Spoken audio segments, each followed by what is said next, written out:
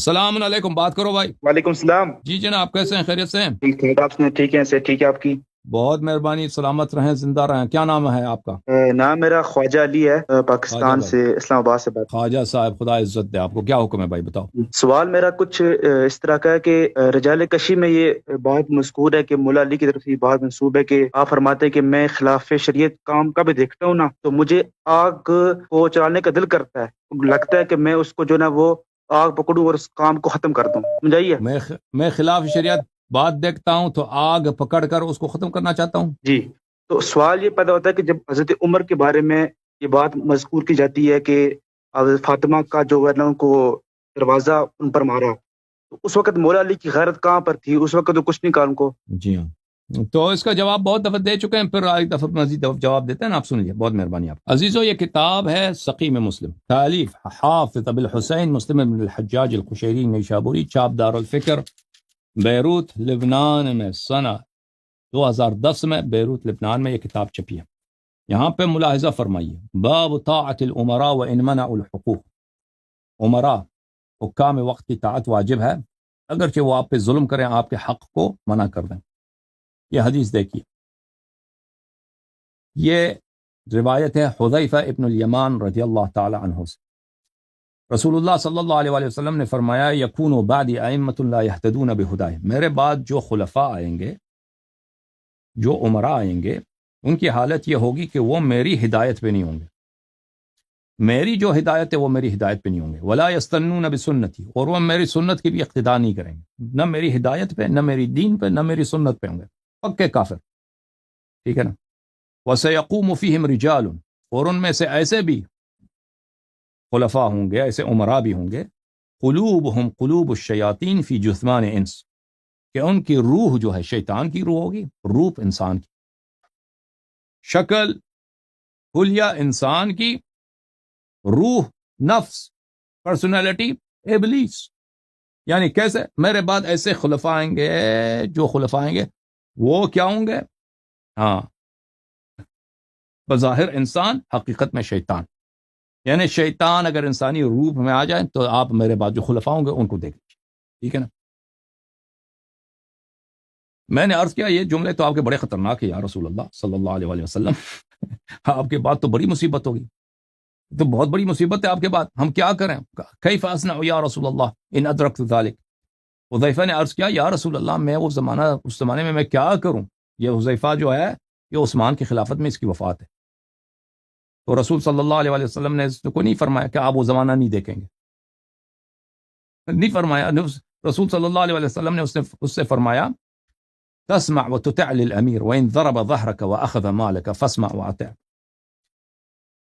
تم اس بادشاہ وقت کا جو شیطان ہے اس کی طاعت کرو، اس کی بات کو مانو، اگرچہ وہ وان ضرب ظهرك، وہ بادشاہ آپ کے پشت پر مارے، کوڑے سے آپ کے پشت کو مارے،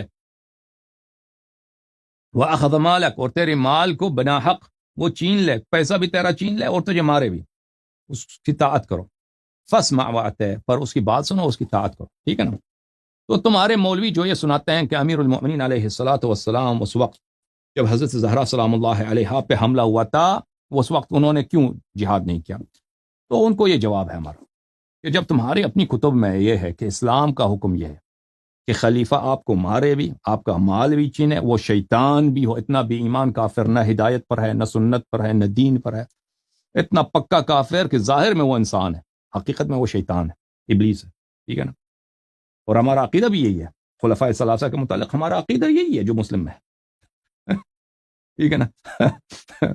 ٹھیک ہے، یہ ہو تم نے جب رسول پاک صلی اللہ علیہ وسلم کا ایک حکم نقل کیا ہے، وہ آپ پہ ظلم بھی کریں تو اس کی طاعت کرو، طاعت کرو، اس کی بات سنو۔ ہم تو نہیں کہتے اس کی بات سنو طاعت کرو، ہم تو کہتے ہیں اگر طاقت نہ ہو تو تقیہ واجب ہے، اس کے خلاف جہاد نہ کرو، ہم یہ کہتے ہیں۔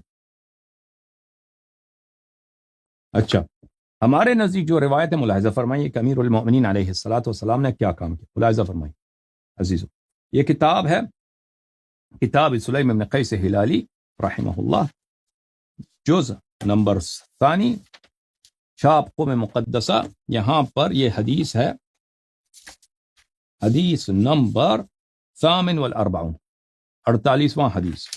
اس حدیث میں تفصیل ہے کہ عمر نے جب حملہ کیا تھا حضرت زہرا سلام اللہ علیہا کے گھر پر، تو امیر المؤمنین علیہ السلام نے کیا کیا تھا؟ فوثب علی بن ابی طالب علیہ السلام، علی بن ابی طالب علیہ السلام اچھل پڑے۔ فاخذ بتلابیب عمر، امیر المؤمنین علیہ السلام نے عمر کی کمر، جو ناڑا کی جگہ ہوتے ہیں، ناڑا، اچھا، یہ وہاں سے پکڑ لیا۔ ثم حزہ، پھر اس کو عمر کو اٹھایا، پھر دے مارا زمین پر، فصرعہ، دے مارا اس کو زمین پر، ووجع انفہ ورقبتہ، اور اس کے ناک پہ، اب کس طرح وار کیا؟ تپڑ مارا، مکہ مارا سلام اللہ علیہ، اس کے ناک پر اور اس کے گردن پہ وار فرمایا۔ وہم بقتلہ فذکر قول رسول اللہ صلی اللہ علیہ وآلہ ما اوصى به من الصبر والطاعہ۔ امیر المؤمنین علیہ السلام عمر کو قتل کرتے، لیکن ان کو یاد تھا رسول پاک صلی اللہ علیہ وآلہ وسلم کا فرمان، کہ فرمایا تھا کہ صبر کرو اور ان کے ساتھ جہاد نہ کرنا ان لوگوں کو۔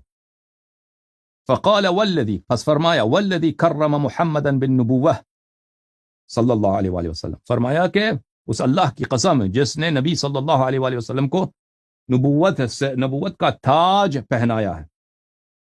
یبن الصحاق، اے بدکارہ عورت کے حرام زادہ اولاد، لولا کتاب من سبق، اگر اللہ کی جانب سے مجھے اللہ کی جانب سے مجھے لیٹر ریٹن آرڈر نہ آتا، اللہ کی جانب سے ریٹن آرڈر نہ آتا، لعلمت انک لا تدخل بیتی، اللہ کی جانب سے مجھ سے عہد نہ لیا ہوا تھا تو تو آج سیکھ جاتا، میں تجھے سبق سکھاتا کہ تو میرے گھر میں کبھی داخل نہیں ہو سکتا۔ فارسل عمر یستغیث، عمر کو جب پتہ چل گیا کہ اب مجھے قتل نہیں کر رہا، تو چلانے لگا، او مجھے بچاؤ، علی مجھے قتل نہ لے، مجھے بچاؤ، او مسلمانوں آ جاؤ، میرا خون کرنے لگا یہ آدمی۔ بہت سارے لوگ داخل ہو گئے اس وقت گھر میں، ٹھیک ہے نا۔ یہ تھا کہ امیر المؤمنین علیہ السلام کا ایک عہد تھا کہ انہوں نے قتل نہیں کرنا ہے اس کو۔ رسول اللہ صلی اللہ علیہ وسلم سے ایک وعدہ تھا کہ اگر ان کے پاس انصار نہ ہوں تو وہ جہاد نہ کریں، ٹھیک ہے بھائی، یہ تھا۔ تو سوال یہ پیدا ہوتا ہے کہ جب حضرت عمر کے بارے میں یہ بات مذکور کی جاتی ہے کہ حضرت فاطمہ کا جو ہے نا ان کو دروازہ ان پر مارا، تو اس وقت مولا علی کی غیرت کہاں پر تھی؟ اس وقت تو کچھ نہیں کہا ان کو۔ جی ہاں، یہ تھا کہ امیر المؤمنین علیہ السلام کا ایک عہد تھا کہ انہوں نے قتل نہیں کرنا ہے اس کو۔ رسول اللہ صلی اللہ علیہ وسلم سے ایک وعدہ تھا کہ اگر ان کے پاس انصار نہ ہوں تو وہ جہاد نہ کریں، ٹھیک ہے بھائی، یہ تھا۔